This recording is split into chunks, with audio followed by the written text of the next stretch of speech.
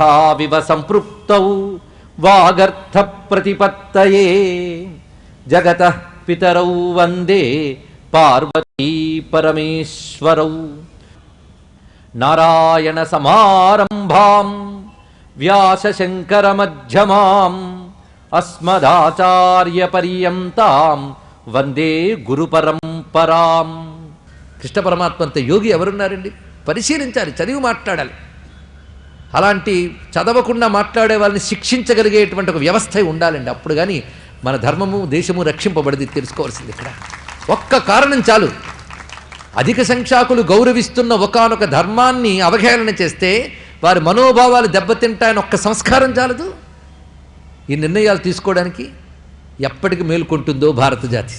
సరే, మొత్తానికి ఇక్కడ వ్యాసుని ఎదుట ఈ చర్చ జరగడం విషయం చాలా గొప్పగా కనబడుతుంది. అసలు ద్రుపదుడే ముందు అంగీకరించే విషయం చెప్పినప్పుడు ఇక్కడ జరిగేటువంటి చర్చలు బహుశాస్త్ర సమన్వయాలతో తెలుసుకోవలసిన అద్భుతమైన చర్చ ఇక్కడ సాగుతోంది. ఆ చర్చలో మనం ప్రవేశిద్దాం. మొత్తానికి ఆ ద్రుపదుడితో మాట్లాడుతున్నప్పుడు ముందు మీ అభిప్రాయం అడుగుతాడు. అడిగితే యుధిష్ఠిరుడు చెప్తాడు, 5గురు ఈమెను వివాహం చేసుకోవడం మనకు ధర్మం ఉన్నది అని.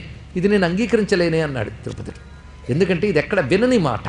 అంటే 5గురిని ఒక ఆమె వివాహం చేసుకోవడం అనేది ఆ రోజుల్లో కూడా సామాన్యమైన విషయం కాదు, జనసామాన్యం కాదు, సర్వసాధారణం కాదు. ఇది సంపూర్ణంగా ఒక ప్రత్యేకమైనటువంటి అంశము అని దీన్ని బట్టి తెలుస్తుంది. అందుకు ఎప్పుడైతే ద్రుపదుడు అంగీకరించలేదో ఆ సమయంలో ఇది ఏ విధంగా ప్రమాణం అవుతుంది అనే విషయాన్ని ప్రస్తావన చేస్తూ మహానుభావుడు ధర్మరాజు చెప్తున్న విషయంతో మొదలు పెడతాయి. చర్చ ఎవరెవరు పాల్గొన్నారు అన్నీ ఇక్కడ నుంచి కనబడతాయి. ఇక్కడ ఏకస్య బహ్యో విహిత మహిష్య కురునందన నైకస్య బహవ పుంసః శ్రూయంతే పతయక్వచిత్. క్షత్రియులమైన మనకి ఒక రాజుకి ఎందరో రాణులో ఉన్నట్టు కనబడుతుంది, కానీ ఎందరో రాజులకు ఒక్క రాణి ఉన్నట్టు కనబడదు. ఇది లోక వేద విరుద్ధంత్వం నా ధర్మం ధర్మ విచ్యుచి. ఇది ధర్మము కాదు, ఇది లోక విరుద్ధము వేద విరుద్ధము. అంటే లోక సమ్మతము కాదు, శాస్త్ర సమ్మతము కాదు. కర్తుమర్హస్య కౌంతేయ అకస్మాత్తే బుద్ధిరిదృశి. ఇలాంటి ఆలోచన నువ్వెందుకు చెప్పావో నాకు వివరించు అని యుధిష్ఠిరుని అడిగితే యుధిష్ఠిరుడు చెప్తున్నాడు, సూక్ష్మో ధర్మో మహారాజా నాణ్య విద్మో వయం గతిం పూర్వేషాం ఆనుపూర్వ్యేణ యాతం వర్త్మానుయామహే. ఇది సూక్ష్మధర్మం అంటారు సుమా అని చెప్పాడు. ఇక్కడ ధర్మము సూక్ష్మధర్మము అని రెండు విషయములు ఇక్కడ చూపిస్తున్నాడు. ఇక్కడ ధర్మము అంటే లోకవేదముల్లో సర్వసామాన్యంగా ఉండేది ధర్మము. సూక్ష్మధర్మము అంటే అది ధర్మమే, కానీ బయటకు చూడడానికి స్థూలంగా అధర్మంలా కనబడుతుంది. అధర్మంలా కనబడుతూ విచారిస్తే నిజంగా ధర్మం ఉన్నట్లయితే దాన్ని సూక్ష్మధర్మం అంటారు. దీన్నే ధర్మ సూక్ష్మం అని కూడా అంటారు. ధర్మ సూక్ష్మం అనగా అధర్మంలా కనబడుతుంది, కానీ అది ధర్మమే. దీన్ని ధర్మ సూక్ష్మం అంటారు. అందుకే సూక్ష్మో ధర్మో మహారాజా నాణ్య విద్మో వయం గతిం. ఇది అధర్మం కాదు, ఎందుకంటే పూర్వేషాం ఆనుపూర్వ్యేణ యాతం వర్తానుయామహే. అనేక తరాల నుంచి ధర్మములు పాటిస్తూ వస్తూ ఉంటే ఆ మార్గాలను అనుసరిస్తూ వెళుతున్న వాళ్ళం మేము. నా యొక్క ప్రతిజ్ఞ, నాకు ఊహ తెలిసిన దగ్గర నుంచి ఒక ప్రతిజ్ఞ ఉన్నది. నమే వాగనృతం ప్రాహ నా ధర్మే ధీయతే మతిహి. ఇలాంటి వ్యక్తిత్వాలు ఈ సామాన్యుడికి ఎలా అర్థమవుతుందండి? నా నోట అసత్యము పలకదు, నా బుద్ధి అధర్మం వైపు ప్రసరించదు అని చెప్పాడు. అది ధర్మరాజు అంటే యుధిష్ఠిరుడు. ఆ వ్యక్తిత్వం, తనపై తనకు ఉన్నటువంటి ఆ విశ్వాసం, అఖండమైన విశ్వాసం. ప్రమాణం అంతఃకరణ ప్రవృత్తయ అంటాడుగా కాళిదాసు శాకుంతలంలో. అది తెలుసుకోవాలి ఇక్కడ. ఏవంచైవ వదత్యంబా మమ చైతన్ మనోగతం. పైగా తల్లి చెప్పిన మాట 5గురు సమముగా పంచుకోండి అనే మాట అది ఒకానొక దైవ ప్రేరణతో పలికినదే, అది అమృతం కాకూడదు అంటూ ఏష ధర్మో ధ్రువో రాజన్ చైనమవిచారయన్ మాచ శంకా తత్రతే స్యాత్ కథంచిదిపి పార్థివ. ఇందులో ఏమాత్రం శంకించకూడదు సుమా అని అంటే, రేపు సరైన సమయంలో కూర్చుని మనం చర్చ చేద్దామని అప్పటికి ఆ చర్చ ముగించారట. మరో రోజు ఒకానొక సమయం ఏర్పడింది. అనేక మంది జ్ఞానులు అక్కడ కూర్చున్నారు. వాళ్ళ మధ్య చర్చ జరుగుతోంది. ఆ చర్చలో వ్యాస మహర్షి కూడా పాల్గొన్నాడు. ఆయన పాల్గొంటే ఇంకేమున్నదండి? ఎందుకంటే ధర్మశాస్త్రాన్ని తేల్చి చెప్పాలంటే ధర్మశాస్త్రకర్తలు తేల్చి చెప్పాలి. ధర్మశాస్త్రకర్తల పేర్లలో ఒకటి వ్యాసుల వారి పేరు. మిగిలిన ధర్మశాస్త్రకర్తలను కూడా ఒక్కసారి తలంచుకుందాం. ఎందుకంటే ధర్మశాస్త్ర ప్రమాణము కావాలి. ధర్మశాస్త్రకర్త అక్కడ కూర్చున్నాడు, సామాన్యుడు కాడు. ఆయన ఋషి, ఇది తెలుసుకోవాలి. అంతేగాని పక్షపాతాలు ఋషులకు ఉండవు. నాది నాది కాదు అనే రాగద్వేషాలు ఋషులకు ఉండవు. ఆ స్థితి దాటిన వాడే ఋషి అవుతాడు, వాడు మాత్రమే ధర్మము చెప్పడానికి అర్హుడవుతాడు. ఇది తెలుసుకోండి. ఇక్కడ భారతంలో భీష్ముని గురించి చెప్తూ కృష్ణ పరమాత్మ ఈ మాట అంటాడు, ఎవరికైతే వీడు నావాడు వీడు పైవాడని బుద్ధి ఉంటుందో వాడికి ఎన్ని ధర్మశాస్త్రములు తెలిసినా ధర్మము చెప్పడానికి అర్హుడు కాడు అని చెప్పాడండి ఇక్కడ. ఎందుకంటే వాడికి తెలిసిన తెలివితేటలతో తనకు ప్రీతిగా ఉన్నవారు అధర్మపరులైనా మసిపూసి మారేడుకాయ చేసి అధర్మాన్ని ధర్మంగా చెప్తారు. అందుకు ఋషి అనేవాడు రాగద్వేషాలకు అతీతుడై ఉంటాడు. అందుకే ఈ సన్నివేశంలో వ్యాసుడు వారు ధర్మశాస్త్రకర్తల్లో ఒకడు ఆయన కూర్చున్నాడు.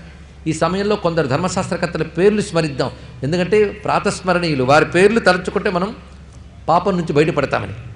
మను, అత్రి, విష్ణు, హారీత, యాజ్ఞవల్క్య, ఉశన అంటే శుక్రాచార్యులు, అంగిర మహర్షి, ఆపస్తంభుడు, సంవర్తుడు, కాత్యాయన, బృహస్పతి, పరాశర, వ్యాస, శంఖ లిఖితౌ, దక్ష, గౌతమౌ, శాతాతపో, వశిష్ఠశ్చ ధర్మశాస్త్ర ప్రయోజకా. ధర్మశాస్త్రకర్తల పేర్లండి. ఇందులో పరాశర స్మృతి ఉనుకుంది. వ్యాసుడు కూడా ధర్మశాస్త్రకర్తగా చెప్పబడుతున్నది. వ్యాసుని ధర్మశాస్త్రాలు ఏముంటే అనేకం ఉన్నాయి. వ్యాసుడు రచించిన పురాణాలు, భారతము, భాగవతం కూడా వ్యాసుడి ధర్మశాస్త్రమేనండి గట్టిగా మాట్లాడితే. అందుకు వ్యాసుడు ధర్మశాస్త్రకర్త. ఆయన కూర్చున్నాడు. ఆయన్ని ముందు ప్రశ్నించేట ద్రుపదుడు, నువ్వు చెప్పవయ్యా, నీ అభిప్రాయాన్ని మేము గౌరవిస్తాం. కథమేక బహూనాంశ ధర్మపత్ని నా శంకర. ఒక ఆమె అనేకులకు ధర్మపత్ని ఎలా అవుతుంది సాంకర్యము కాకుండా? ఏతన్మే భగవాన్ సర్వం ప్రబ్రవీతు యథాతథం, నాకున్నదున్నట్టు చెప్పండి అంటే, అస్మిన్ ధర్మే విప్రలబ్ధే లోకవేద విరోధికే యస్య యస్య మతం యజ్జా శ్రోతుమిచ్చామి తస్య తత్. ఇది అంత తేలిగ్గా అవగాహనమయ్యే విషయం కాదు. ఇది దురవగాహం, దుర్జ్ఞేయం, రెండు శబ్దములు చెప్పాడు. అంటే తేలిగ్గా తెలిసేది కాదు. అందుకే ధర్మములో స్థూలము సూక్ష్మం రెండు భాగాలు ఉంటాయి. స్థూలం అంటే సామాన్యులకు కూడా అర్థమైపోతుంది. సూక్ష్మం అంటే బుద్ధిని పదును తేల్చి ఆయా సందర్భాలు, ఆయా వ్యక్తులు, ఆయా సంఘటనలు, వాటి ప్రత్యేకతలు బట్టి నిర్ణయించాలి. ఇది తెలుసుకోవాలి. ఒకడు ఆయుధం పట్టుకు తిరిగితే వాడిని శిక్షించాలి. కానీ ఒక పోలీసో ఒక సోల్జర్ ఆయుధం పట్టుకుంటే వాడిని గౌరవించాలి. అలాగా ఒక ధర్మము ఏ ఏ వ్యక్తుల వద్ద ఉన్నప్పుడు ఎలాగ దాన్ని వర్తిస్తుందో తెలుసుకోవాల్సింది. ఇక్కడ ఇలాంటి అనేక విధులు ఉంటాయి. పైగా ఇక్కడ ఎక్కడ కూడా అధర్మము లేదు, నీకెందుకు అలా అనిపించింది అని అడిగాడండి. అప్పుడు ద్రుపదుడు చెప్తున్నాడు, లోకంలో వేదములో అనగా శాస్త్రంలో కూడా ఇలాంటి అంశములు ఎక్కువ కనబడవే అన్నాడు. నచాప్యాచరిత పూర్వై అయం ధర్మో మహాత్మభి నచాప్య ధర్మో విద్వద్భి చరితవ్య కథంచన. నాకు తెలిసినంత మేరకు చరిత్రలో ఎక్కడా ఇలాంటివి నేను వినలేదు సుమా అని చెప్తూ, పైగా మహర్షి తమ్ముని భార్యను అన్న ఎలా పొందుతాడు? అప్పుడు కూతురు అవుతుంది. అన్న భార్యను తమ్ముడు ఎలా పొందుతాడు? తల్లి అవుతుంది కదా. ఇది గ్రహించలేకపోతున్నాం. అంటే మనం వేయాల్సిన ప్రశ్నలన్నీ అప్పుడు చక్కగా ద్రుపదుడు వేశాడు. తర్వాత సమాధానాలు ఇస్తున్నాడు. జాగ్రత్తగా చూడవలసింది ఇక్కడ. అందుకే అధర్మో ధర్మ ఇతివా వ్యవసాయో నశక్యతే. అప్పుడు ఆ ధర్మరాజు చెప్పిన మాట ప్రకారంగా ముందు ధర్మరాజుని వివరణ ఇమ్మన్నట్ట వ్యాసుడు. ఆయన చెప్తున్నాడు, నువ్వు అన్నావే ఆనుపూర్యం పూర్వతరాల్లో ఉంది అని ఒక మాట అన్నావు, అది ఒకటి చెప్పు, నువ్వు ప్రమాణం చూపించు అంటే మహాత్ముల ప్రమాణం చూపిస్తున్నాడు. జటిల అనబడేటువంటి ఒక స్త్రీ 7 ఋషులకు భార్య అయినది. ఆ ఋషుల పుట్టుక వేరు. 7 ఋషులకు ఒక ఆమె. అదేవిధంగా ప్రచేతస్సులు మొత్తం 10 మందికి ఒకటే పేరు, ప్రచేతస్సులు అనేటువంటి వారు. ఈ ప్రచేతస్సులకు మునికన్య అయిన వార్ష్టి అనే ఆమె పత్నిగా ఉన్నది. ఇవి శాస్త్రంలో మనకు కనబడుతున్నాయి. ఇవి కనిపిస్తున్న అంశములు. ఆ కారణం చేత నేను ఇది ప్రమాణమే, సనాతన ధర్మమే అని నాకు అనిపిస్తున్నది అని అడిగిన. అప్పుడు ఏవమేతత్యథాప్రాహ ధర్మచారి యుధిష్ఠిర అనుతాన్మే భయం తీవ్రం ముచ్చేహమనుతాత్ కథం. అప్పుడు ద్రౌపది కూడా చెప్తోంది, ధర్మరాజుని నేను అడిగిన దానికి కారణం ఏంటంటే, యుధిష్ఠిర నువ్వు చెప్పు, నన్ను ఈ భయం నుంచి కాపాడుని ఎందుకు అడిగానంటే, నిష్పక్షపాతంగా ధర్మాన్ని చెప్తాడు. ఇది నా విషయంలోనా పై వాళ్ళ విషయంలోనా ఆలోచించకుండా ధర్మాన్ని ధర్మంగా చెప్పగలిగేవాడు నా పెద్ద కొడుకు. అందుకు అతన్ని నేను అడిగాను. ఇప్పుడు నా మాట అనృతం అవుతుందో అని భయం కూడా నాకున్నది అంటే, అప్పుడు వ్యాసుడు కలగజేసుకున్నాడండి. ఋషి కదా, దర్శన శక్తి కలిగినటువంటి వాడు. ఆయన చూపిస్తున్నాడు, ఒక కథని చెప్పాడు. ఈ కథనే మనం మొన్న ధర్మరాజు యముని అంశ అనే దానిలో వాడు. ఆ కథని ఇక్కడ చెప్తాడు వ్యాసదేవుడు. ఆ యముడు తన తేజస్సుని 2గా చేసి లోకంలో ఉన్నటువంటి అసుర వీరులను అంతమొందించడానికే నారాయణ చేత ప్రేరేపింపబడ్డాడు. ఒక తేజస్సు ధర్మోపదేశం చేస్తున్న ఆత్మజ్ఞాని అయిన విదురుడిగా వస్తే, మరొకటి ధర్మరాజుగా వచ్చింది. అతన్ని అనుసరించి దేవతాంశాలన్నీ కూడా ఉద్భవించాయి. వీళ్ళు క్షత్రియుల నాశనం కోసం వచ్చినటువంటి వారు కనుక ఇదొక అద్భుతమైన పుట్టుక. అయితే ఆ యముడు ఏ యజ్ఞంలో పాల్గొన్నప్పుడు ఈ నిర్ణయం తీసుకోబడిందో మనం మొన్నటి రోజు చెప్పుకున్నాం కానీ చెప్పక్కర్లేదు కదా, గుర్తుందిగా. నైమిషారణ్యంలో సామిత్ర హోమం. ఆ హోమం పూర్తయిన తర్వాత ఈ దేవతలందరూ ఎవరి దారికి వాళ్ళు వెళుతుంటే ఇంద్రుడు పర్వత ప్రాంతాల నుంచి వెళుతూ ఉండగా ఒక అద్భుతమైన దృశ్యం కనబడింది ఇంద్రునికి. అదొక పెద్ద సరస్సు. ఆ సరస్సు యొక్క ఒడ్డున ఒక ఆమె కూర్చుని ఏడుస్తుందటండి. ఇక్కడ ఎవరో దుఃఖితురాలైంది, ఓదార్చాలి అని వెళ్ళాడు. ఇక్కడ ఆమె కన్నీరు ఆ కొలంలో పడుతోంది. పడిన ప్రతి కన్నీటి చుక్క కమలమవుతోందిట. దీన్ని బట్టి ఈమె సామాన్యురాలు కాదు, ఈమె ఎవరో అనుకున్నాడు. ఎవరి తల్లి, ఎందుకు ఏడుస్తున్నావు అంటే, నేను ఎందుకు దుఃఖిస్తున్నాను తర్వాత నీకు చెప్తాను, నీకు దృశ్యం చూపించాలి పదా అని తీసుకువెళ్ళింది. ఆమె చెయ్యి పట్టుకు తీసుకువెళ్ళింది. ఇంద్రుడు ఆమెతో పాటు వెళుతున్నాడు. అదొక అద్భుతమైన పర్వతం. ఆ పర్వత శిఖరం మీద ఒక ఆయన తన ఆవిడతో కూర్చుని పాచికలాడుకుంటున్నట్టండి. ఇక్కడ ఓ మహా తేజస్వి ఆయన పాచికలాడుతున్నాడు. చూపించింది, ఇతను చాలా మహాత్ముడు సుమా అని ఇంద్రుడిని చూపించి పరిచయం చేసినది. పైగా ఇంద్రుడు అనుకున్నాడు, నేను ముల్లోకాలకి అధిపతినే, ఎంత గొప్పవాణ్ణి, ఎందుకంటే ముల్లోకాల్లో నన్ను మించిన వాడు లేడు.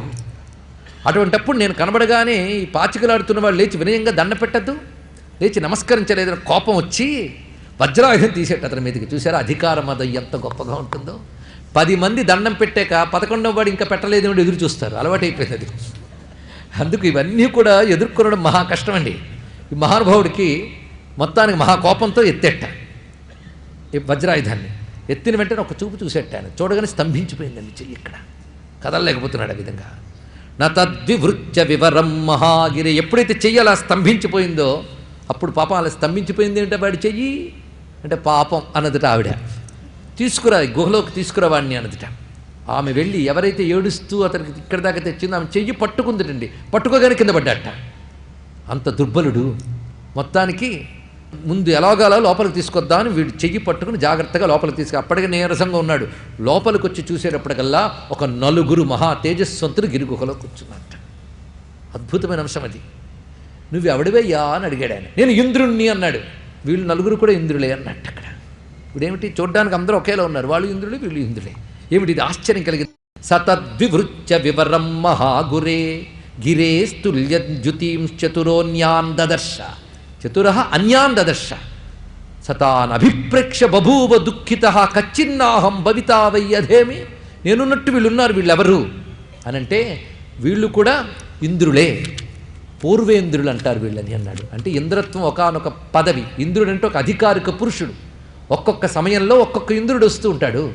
ఆ సమయంలో మీరు ఇంద్రులవగానే మిమ్మల్ని మించి మరెవడు లేడిని మీరు అహంకరిస్తుంటారు.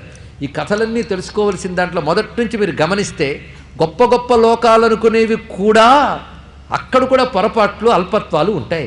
మనకంటే పై స్థానం కనుక మనం ఆశపడతాం, కానీ అక్కడ ఉండాల్సిన గోళ్ళు అక్కడ ఉంటాయండి. అందుకే ఇహలోక పరలోక సుఖాల మీద కూడా విరక్తి ఉన్నవాడే బ్రహ్మజ్ఞానం తెలుసుకోవడానికి అర్హుడని ఎందుకు చెప్పారంటే, ఇహలోకంలో ఉన్న గొడవలు ఇహలోకంలో ఉంటాయి, పరలోకంలో ఉండేవి అక్కడ ఉంటాయి. ఇక్కడ కంటే గొప్ప లోకాలు కావచ్చు, కానీ ఆ బాధలు వాటికి ఉన్నాయి. వసువులు కిందకి దిగలేదా? ఇవన్నీ చూస్తూ ఉంటే ఎక్కడికి వెళ్ళినా ఇవన్నీ తప్పవు. అదే దాల్భ్యుడి చరిత్రలో గొప్ప మాట చెప్తాడు. దాల్భ్యుడు తపస్సు చేస్తుంటే బ్రహ్మదేవుడు వస్తాడు, ఏం వరం కావాలి అంటే, ఏమిస్తావేంటి అని అన్నాడే. ఎలా అడిగాడు అంత ధైర్యంగా? ఎందుకంటే వరం కోసం ఆయన తపస్సు చేయలేదు, అది ధైర్యం అక్కడ. అందుకు ఏం కావాలేమిటి అన్నాడు. నువ్వు నాకేమిస్తావు చెప్పన్నాడు. నీకు ఈ లోకం ఆ లోకం ఉంది, ఆ లోకంలో రాగద్వేషాలు ఉంటాయా అన్నాడు.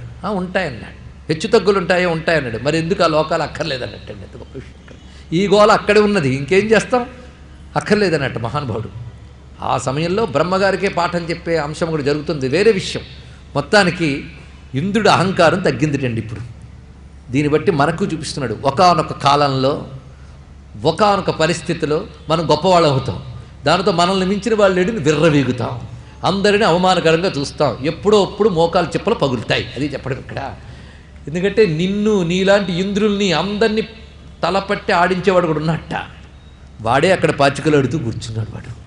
వాడు చూపిస్తున్నాడు, నీలాంటి వాళ్ళే వీళ్ళు, నీలాగే అహంకరించారు, వీళ్ళని ఇందులో బంధించాను, నువ్వు ఇప్పుడు 5వ వాడివి, వీళ్ళు పూర్వేంద్రుడు, వీడికి ఇంద్ర అని ప్రైమ్ మినిస్టర్ అంటామే కానీ వాడికి పేరు ఉంటుంది కదా వెలగబెడుతూ.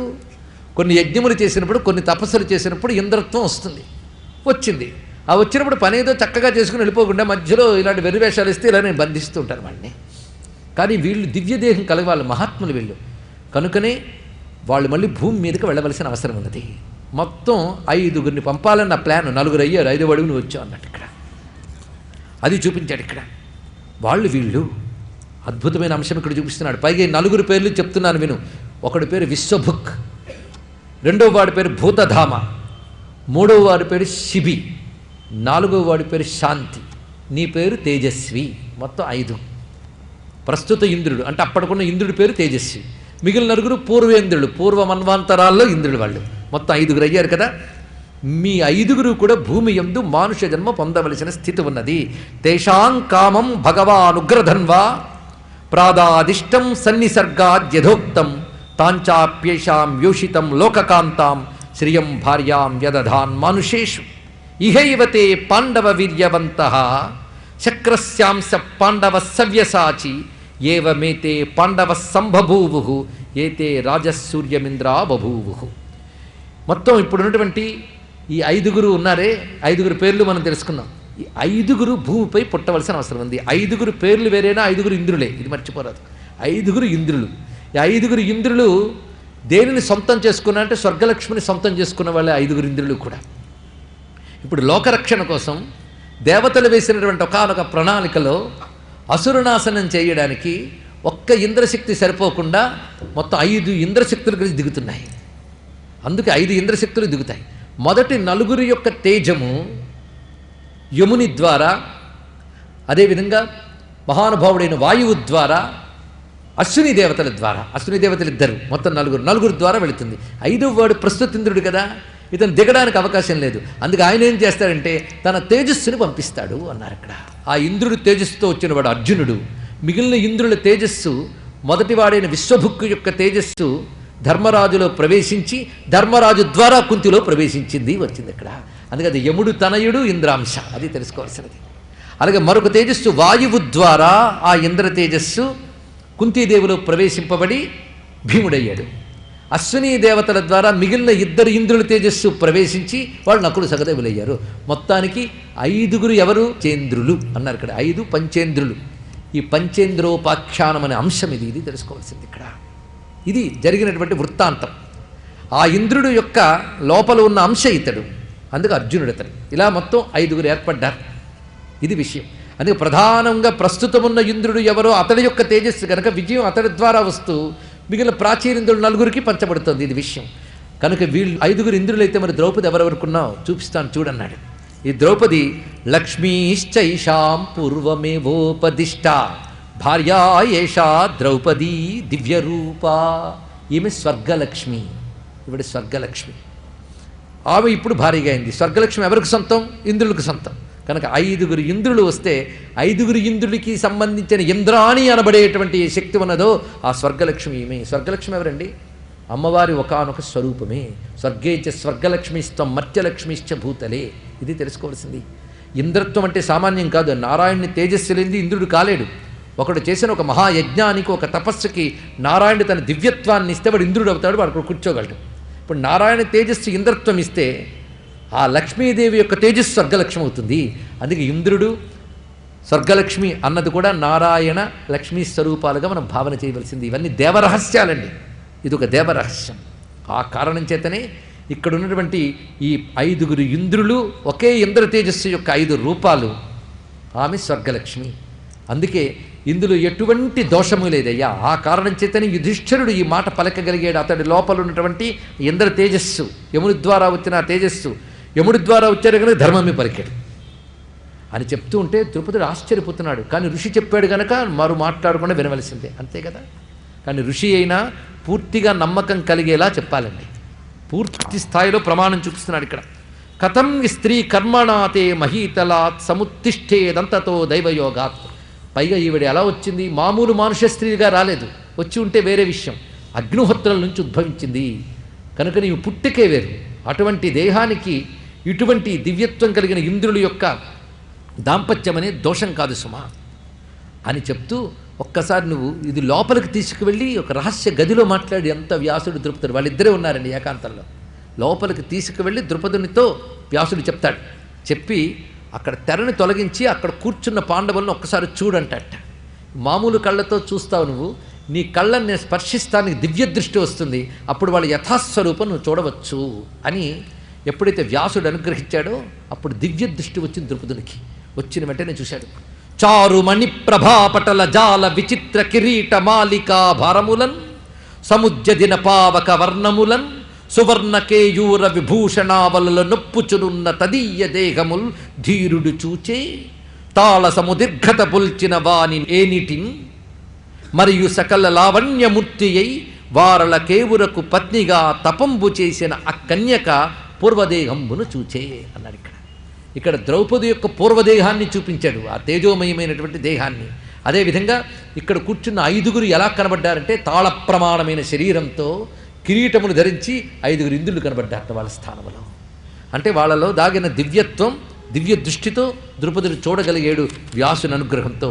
వెంటనే 2 చేతులు జోడించేటండి ఆయన అంటూ వ్యాసుడు ఒక మాట చెప్తున్నాడు.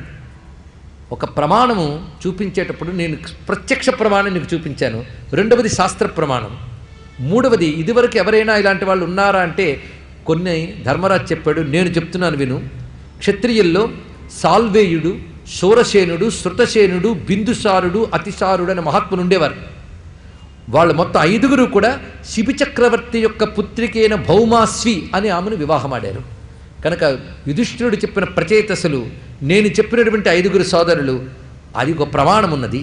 అది తేజస్సు కలిగినటువంటి ఒకానొక అమానుషమైనటువంటి అంటే అతిమానుషమైనటువంటి శక్తి కలిగిన వారికి ఇటువంటివి జరుగుతాయి సుమా అని ఎప్పుడైతే ద్రుపదునితో వ్యాసుడు చెప్పాడో ద్రుపదుడు అంగీకరించాడు. అంతేకాదు ఇక్కడ ఒక మరొక ఇతివృత్తాంతాన్ని చెప్తాడు. వెనకాల ఎన్ని కథలుంటాయో చూడండి, ఒక్కొక్క దాన్ని పట్టుకుని. ఈమె సామాన్యురాలు కాదయ్యా, ఈమె గతంలో నలచక్రవర్తి కూతురు అయిన ఇంద్రసేన ఇదొక విషయం చెప్పాడు. ఇప్పుడు స్వర్గలక్ష్మి ఇంద్రసేన అంటే ఆనాడు నలచక్రవర్తి పుట్టుక అప్పుడు ఆ ఇంద్రలక్ష్మి నలచక్రవర్తికి తపస్సుకు సంతోషించి కూతురుగా కలిగింది స్వర్గలక్ష్మి. అది రహస్యమైన అంశం ఇక్కడ. ఆ ఇంద్రసేనని మౌద్గల్యుడని మహర్షి వివాహం ఆడాడు. చిత్రం ఏంటంటే ఆ మౌద్గల్యుడనే మహర్షికి కుష్ఠరోగం, కానీ ఇంత మహా యువరాణి అయి కూడా ఆమె అతన్ని వివాహమాడి భరించింది, మహాపతివ్రతగా సేవలు చేస్తున్నది. ఆ సమయంలో ఒకసారి అతడు తినగా మిగిలిన అన్నాన్ని తింటూ ఉంటే ఆ కుష్ఠరోగి యొక్క వేలు తెగి అందులో కనబడింది. ఇక్కడ అది కూడా పక్కకు పెట్టి జుగుప్సెత్తి పడకుండా తిందిట. అది చూశాడు, ఏమిటి పాతివ్రత్యం, కాసింత అనుకూలత లేకపోతే అసహనానికి లోనవుతూ ఉంటారే, ఇలా భరిస్తోందంటే ఇంకా ఈమెను పరీక్ష పెట్టకూడదు అనుకున్నట్టు ఆయన. అంటే ఇదంతా పరీక్షే. వెంటనే ఆమెతో చెప్తున్నాడు, నాహం వృద్ధ నా కట్టుకో నేర్షావా నైవ కోపన, నేను నిజానికి ముసలివాణ్ణి కాను, రోగిని కాను, కోపిష్ఠిని కాను. అంటే ఇదివరకు ఆ గుణాలన్నీ చూపించాడనమాట. పైగా నా శరీరం నుంచి దుర్గంధం ఇవేమీ రావు, కేవలం నేను ఒక లీలగా దాన్ని చూపించాను, నా అసలు స్వరూపం చూడు అని తన దివ్యమైన తేజోమయమైన రూపాన్ని మౌద్గల్యుడు దర్శింపజేశాడు ఇక్కడ. అంటే ఆ స్వర్గలక్ష్మిని తాను స్వీకరించగలిగే తపశ్శక్తి ఆ మౌద్గల్యుని వద్ద ఉన్నది. ఇది తెలుసుకోవాల్సినది.